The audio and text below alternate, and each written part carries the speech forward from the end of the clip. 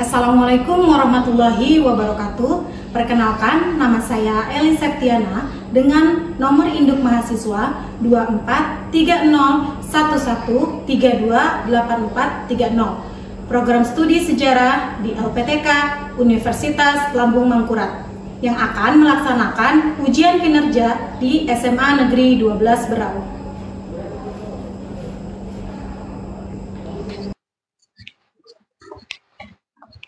Bismillahirrahmanirrahim. Assalamualaikum warahmatullahi wabarakatuh. Waalaikumsalam warahmatullahi wabarakatuh.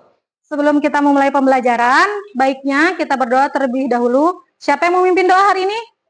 Oke, silakan Fahri. Sebelum kita mempelajari ini, marilah kita berdoa bersama sesuai agama dan kepercayaan masing-masing. Berdoa dimulai.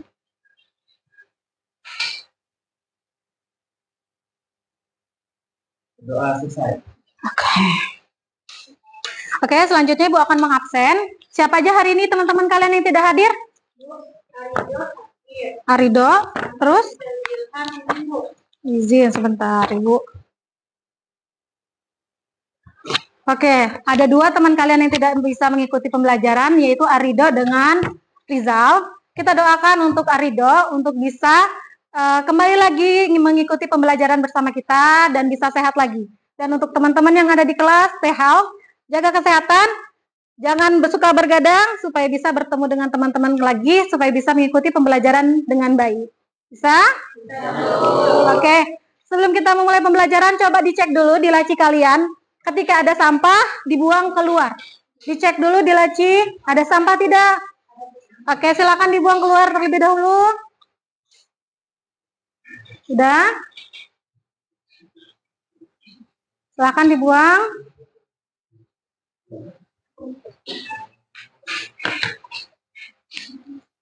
Oke, kan kalau sekolah kita, kelas kita bersih, kita belajar juga jadi nyaman, ya. Nah, pada pertemuan kali ini, Ibu akan menjelaskan tujuan pembelajaran kita saat ini. Minggu lalu, pembelajaran kita tentang apa? Ada yang ngasih ingat? Ya, Revan. Iya, teori kedatangan Hindu-Buddha. Ada berapa teori-teorinya? Ada 5. Apa saja?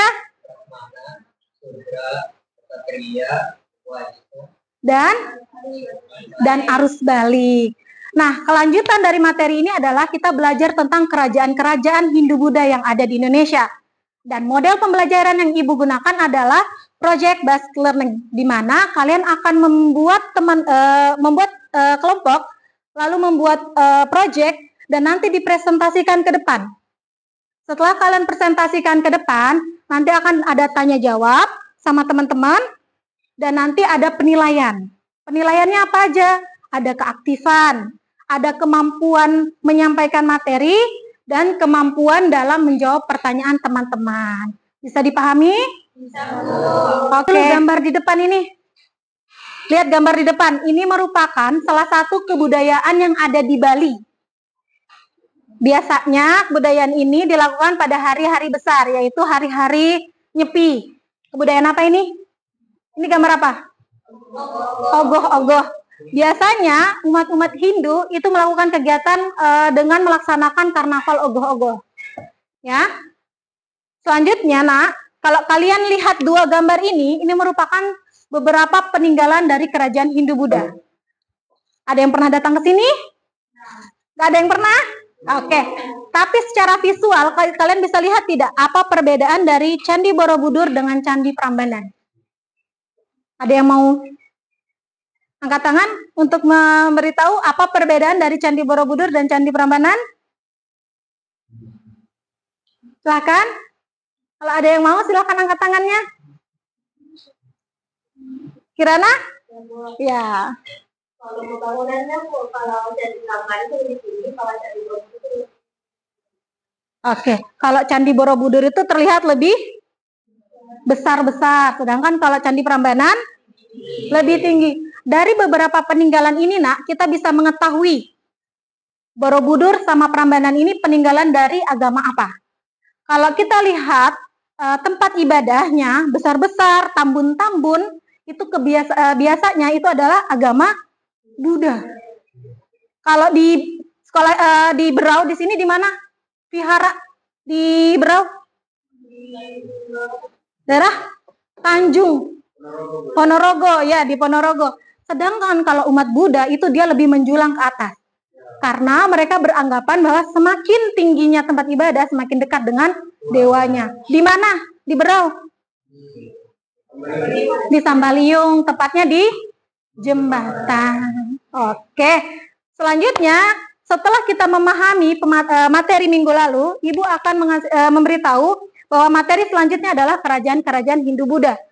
Dengan sistem nanti kalian akan dibentuk kelompok secara heterogen. Ibu udah buat kelompoknya.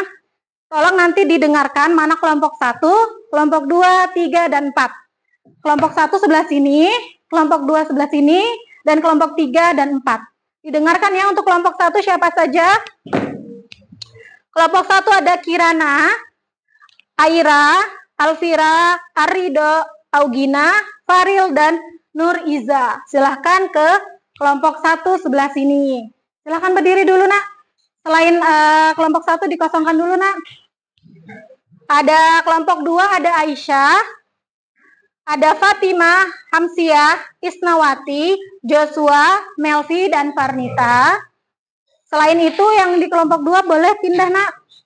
Kelompok 3 ada Amel, Hanam, Zul, Maria, Priscilla, dan Zakir. Dan kelompok 4 ada Fahri, Sumiati, Syafina, Yusuf, Rahel, dan Reva. Silakan duduk sesuai kelompoknya.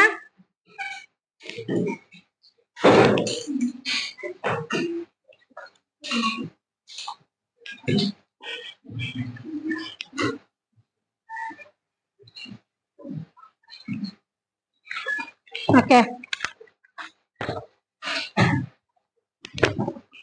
Sudah semuanya? Oke, dari materi Hindu-Buddha ini, ada materi kerajaan-kerajaan. Silahkan nanti kalian gunakan HP kalian juga boleh untuk mencari materi-materi Hindu-Buddha, dan juga ada beberapa buku yang sudah dibagikan sama Hanam tadi sebagai sumber. Dia ada di halaman, kalian buka dulu. Dia ada di halaman 86. Dibuka dulu materinya 86. Oke, ada di halaman 86. Kalau dilihat dari daftar isi, Karel coba dilihat daftar isinya, nak. Kalau dilihat dari daftar isi, ada berapa kerajaan-kerajaan di Hindu-Buddha di Indonesia? Ada berapa, nak? 11. Gina, apa aja, Gina?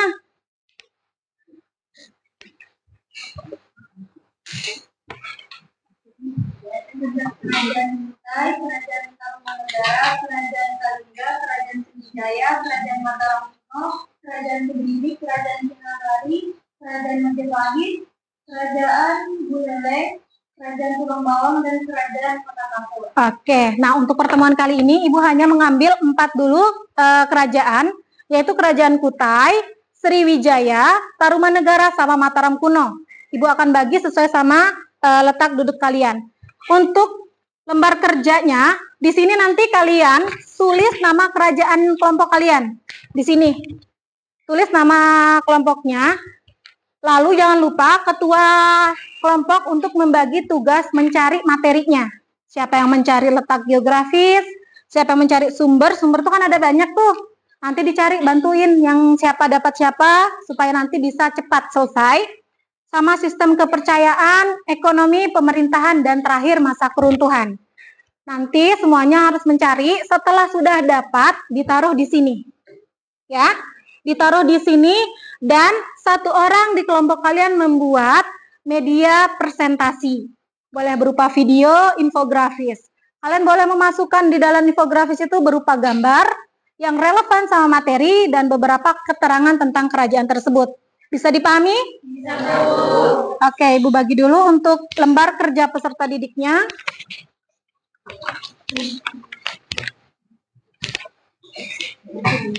Cara sama-sama.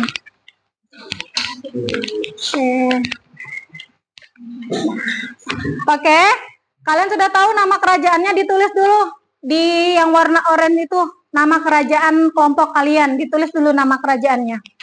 Di sini. Di bawah sini. Ditulis dulu nama kerajaannya apa.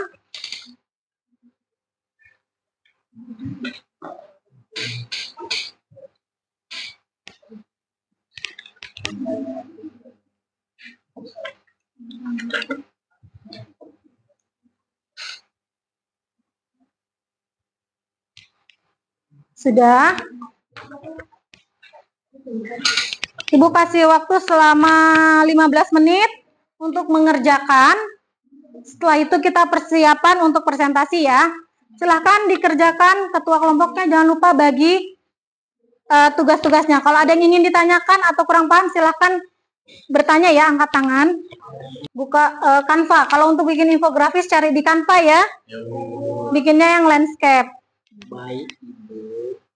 Nah, yang untuk di sini kalian cari di buku sama cari di website yang tadi Ibu kirim, ya. Baik, Bu. Sumber sejarah siapa? Bagian siapa?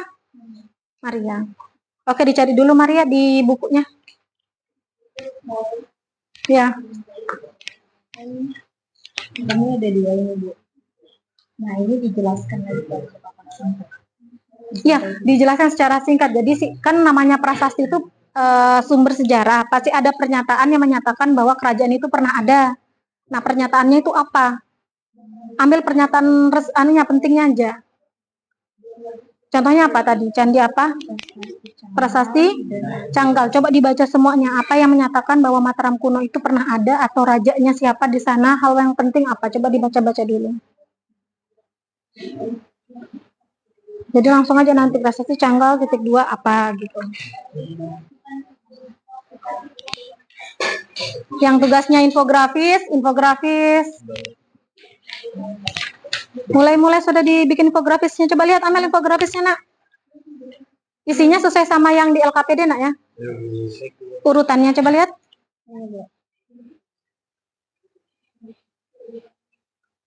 Nah, untuk letak geografisnya lebih dipersempit aja. Mau dia di mana? Jadinya intinya aja. Dia ada di mana? Di kota apa? Oh iya. Yang lainnya juga posisi gitu. Nah, ini kan baru ngerjain letak geografis. Isi dulu ini biar lebih memudahkan Amel untuk pindah ke infografis.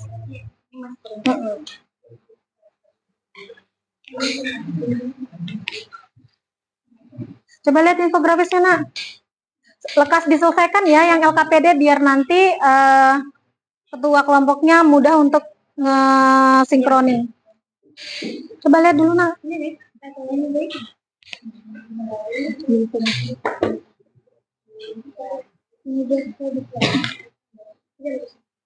Materi Kutai. Materi Kutai ya. Tarumanegara. Coba bikinnya yang ini landscape nggak bisa. Susah ya. Coba di zoom nak. Yang bagian kalian baru sampai mana? Baru sampai sumber sejarah, Bu. Sumber sejarah. Coba di zoom. Sumber sejarah di Tarumanegara itu ada banyak loh ya. Jadi di ini aja dikasih keterangan satu-satu. Kalau yang apa contohnya? Ciarunten itu dia menerangkan tentang apa? Letakkah? Kasih keterangan ya. Di sini siapa yang fokus infografinya? Kirana. Nanti disesuaikan aja sama isi LKPD ya, susunan infografisnya. Ada letak geografinya, sumbernya. Sesuaikan barisan orang. Dipersiapkan ya untuk yang dapat bagian untuk presentasi, apa aja yang mau disampaikan ke teman-temannya.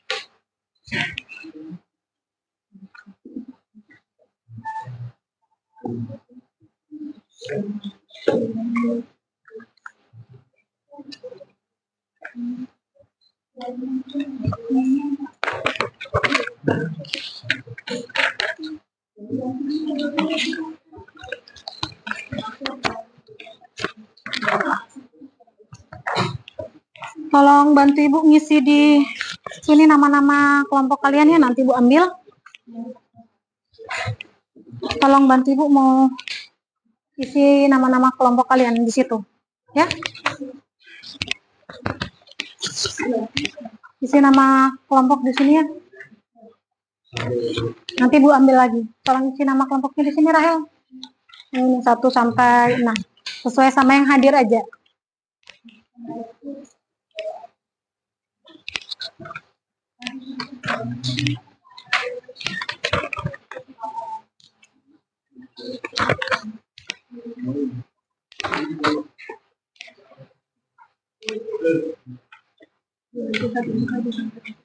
Kenapa? Iya, ditulis saja di sana. Disesuaikan. Nanti dimantapkan lagi yang dapat untuk presentasi materi yang mau disampaikan ya. Biar nggak gagap, takutnya ada pertanyaan juga dari teman-teman kalian. Siapa di sini yang notulennya? Melvi. Dipersiapkan juga ya notulennya siapa? Moderatornya ketuanya aja nanti ya. Nanti dibawa aja LKPD-nya untuk letak geografis siapa?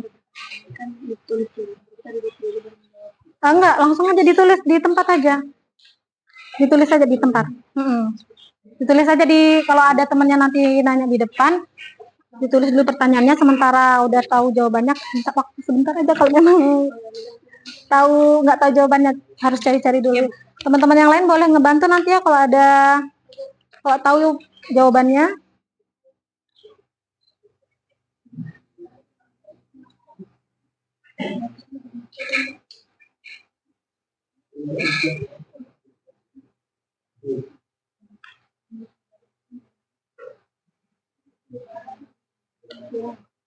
Udah selesai tulis namanya? Boleh Ibu minta? Ya.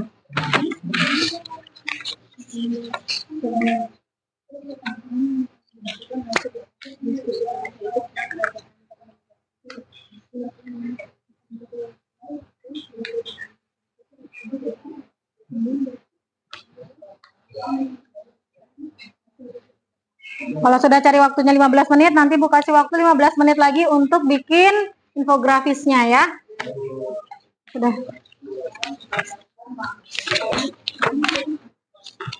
Sudah nama-namanya Rahel?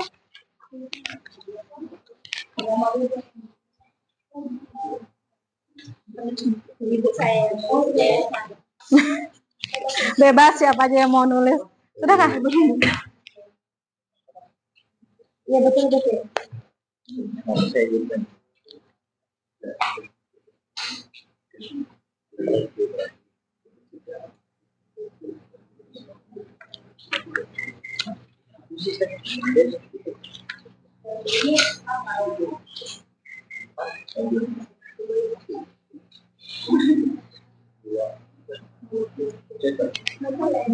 Dari YouTube juga boleh cari-cari tentang kerajaan apa kalian, Mataram kuno.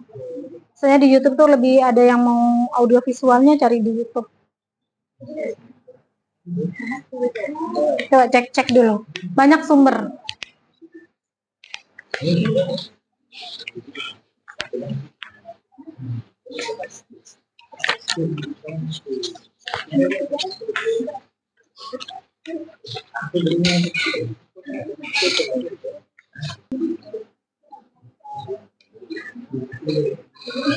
Oke, persiapkan untuk Kerajaan Kutai, silakan maju. Persiapkan di sini. Kerajaan Kutai silakan maju.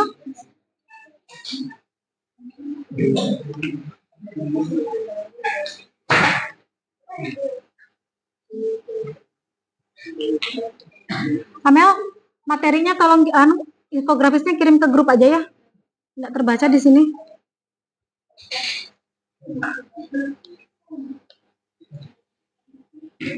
Oke, untuk yang lainnya silahkan disiapkan pertanyaan. Nanti ketika ada yang tidak dipahami, silahkan angkat tangan. Dan hal-hal yang penting dari materi kelompok ini dicatat, ya. Setiap orang nanti bikin rangkuman untuk setiap yang sudah tampil. Jadi tolong diteliti baik-baik, ya. LKPD-nya mau dipegang? Enggak, cukup? Oke. Silakan, Ibu serahkan ke moderator, maju ke depan. Sudah, silakan. Baik, Assalamualaikum warahmatullahi wabarakatuh. Waalaikumsalam warahmatullahi wabarakatuh. Dan selamat pagi teman-teman semua. Pagi. Kami dari kelompok 1 akan menjelaskan tentang Kerajaan Kutai. Sudah dikirim. Sudah dikirim. Sudah dikirim. Jadi Kerajaan Kutai itu terletak di daerah Muara Kaman, tepatnya di tepi Sungai Mahakam. Di Kalimantan Timur, Sungai Mahakam yang besar dan luas bisa dirayai hingga pedalaman, sehingga hal tersebut membuat menjadi strategis bagi perdagangan. Meskipun tidak berada di jalur dagang internasional yang utama, lokasi ini tetap menarik dari pedagang dari Cina dan India. Letaknya yang menjual ke pedalaman menjadikan Kutai sebagai tempat persinggahan yang penting, sekaligus menunjukkan bahwa perdagangan dan pertanian sudah menjadi bagian utama dari kehidupan masyarakat yang ada di Kutai. Jadi saya akan menjelaskan dari sistem kekayaan. Dari sistem kekayaan Kerajaan Kutai setelah datangnya agama Hindu ke Kalimantan Timur, sistem pemerintahan itu berubah kepemimpinan dari kepala suku menjadi kerajaan. Raja itu dianggap sebagai keturunan dewa yang memiliki kekuasaan turun-temurun. Jadi dan ada sistem pemerintahan itu ada 3 raja yang termasuk penting dalam kerajaan Kutai. Yang pertama Raja Kutuka, yang kedua ada Raja Aswawarman, dan yang ketiga ada Raja Mulawarman yang akan dijelaskan pemerintahan. Selanjutnya kami akan membuka sesi tanya jawab. Jika teman-teman ada yang bertanya, kami persilakan. Notulen jangan lupa dicatat ya. Saya ingin bertanya, Kerajaan Kutai kan memiliki 3 raja, Raja Kuninga, Raja Aswawarman, Raja Mulawarman. Kenapa raja kedua dan ketiga memiliki gelar Warman, sedangkan raja utama tidak ada? Oke. Merupakan bagian menarik letak geografis Kerajaan Tarumanegara. Letak Kerajaan Tarumanegara itu berada di Jawa Barat, lebih tepatnya di tepi sungai Cisadane yang saat ini dikenal sebagai wilayah Banten. Nah, sungai Cisadane ini yang pada zaman Kerajaan Tarumanegara dulunya menjadi jalur perdagangan dan kehidupan. Lalu Kerajaan Tarumanegara juga dulunya berpusat di Sundapura yang saat ini kita kenal sebagai Bekasi. Nah, masuk ke sumber sejarah, keterangan tentang Kerajaan Tarumanegara dapat dilihat dari beberapa sumber seperti sumber dalam negeri maupun sumber luar negeri. Nah, adapun sumber dalam negeri seperti Prasasti Ciarutewun dan Prasasti Lubon Kopi sama-sama ditemukan di Muara, desa Ciarunten, Ciarunten.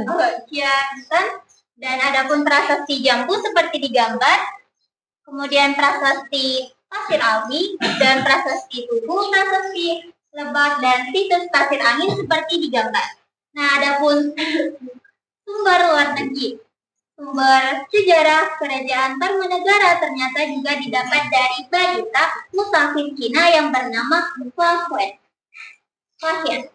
Musafir yang datang di Jawa pada tahun 414 Masehi membuat catatan tentang adanya Kerajaan Toromo atau Taruman. adanya kerajaan Tolomo atau Taruna, istilah Tolomo ini tentu dimaksud pada kerajaan Taruna. Oke teman-teman, dari yang kita diskusikan tadi, apakah ada yang bertanya? Oke silakan. Jangan lupa dicatat dulu, mana? Aisyah, mana Aisyah? Jangan lupa dicatat pertanyaan dari teman-temannya. Catat materialnya, pencatatnya, ya dicatat dulu. Dicatat pertanyaannya apa, Okta? Jadi kenapa kamu bisa menyatakan bahwa negara itu demokrasi dan apa yang bersuara? Apa? Kenapa? Kenapa kamu bisa menyatakan bahwa negara itu demokrasi dan apa yang bersejarah? Oh ya, oke. Kenapa Tarumanegara itu letak geografisnya di Bekasi? Apa buktinya? Silahkan didiskusikan jawabannya apa?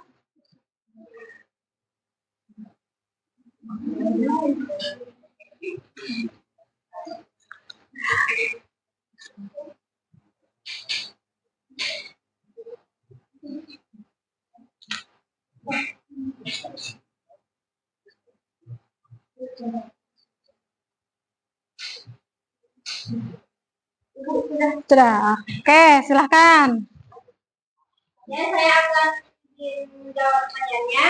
Tadi kenapa bisa kami menyatakan bahwa negara Tarumanegara itu berasal dari Bekasi dan apa sumber sejarahnya? Jadi jawabannya salah satu sumber yang saya dapat berasal dari prasasti Tugas yang menyebutkan bahwa dahulu ada sungai yang bernama Chandrabaga, yang dimana kata Chandra dalam bahasa Indonesia adalah bulan, sedangkan bulan dalam bahasa Sundanya adalah Sakit, hingga akhirnya disebut sebagai Bagasi. Namun mayoritas warga Indonesia tidak mau ribet, yang tadinya Bagasi akhirnya disebut sebagai Bekasi. Terima kasih sudah mendengarkan. Terima kasih sudah mendengarkan dari kami. Assalamualaikum warahmatullahi wabarakatuh. Waalaikumsalam warahmatullahi wabarakatuh. Beri aplaus. Oke, terima kasih. Silakan duduk. Jadi terjawab sudah ya pertanyaan pemantik kita tadi. Candi Borobudur dan Prambanan ada di kerajaan apa? Dibuatnya di kerajaan apa? Di Mataram kuno. Oke, kayaknya Akbar sudah menguap, ini sudah ngantuk sekali. Kita yel-yel dulu sebentar supaya membangkitkan semangat kita. Yel-yelnya yang muda-muda aja ya. Sekali lagi, ini sudah nggak coba-coba ya. Tepuk semangat.